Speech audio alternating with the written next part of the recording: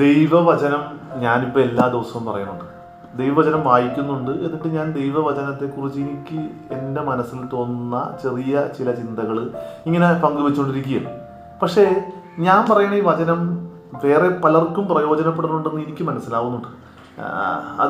ഇത് കേൾക്കുന്നവർ, കാണുന്നവരിൽ നിന്ന് കിട്ടുന്ന റെസ്പോൺസിലൂടെ എനിക്ക് മനസ്സിലാവുന്നുണ്ട് അവരുടെ ജീവിതത്തിൽ ഇത് പ്രയോജനപ്പെടുന്നുണ്ടെന്ന്. പക്ഷേ എൻ്റെ ജീവിതത്തിൽ ഇത് പ്രയോജനപ്പെടുന്നുണ്ടാവുമോ? ചിലപ്പോഴെങ്കിലും നിങ്ങളുടെ ജീവിതത്തിൽ ഇത് പ്രയോജനപ്പെടുന്നതിൻ്റെ അത്ര എൻ്റെ ജീവിതത്തിൽ പ്രയോജനപ്പെടാതെ പോകുന്നുണ്ടോ എന്ന് ഞാൻ ചിന്തിക്കാറുണ്ട്. വചനം പറയുന്നു, അവർക്കെന്നതുപോലെ തന്നെയാണ് നമുക്കും സുവിശേഷം ലഭിച്ചത്.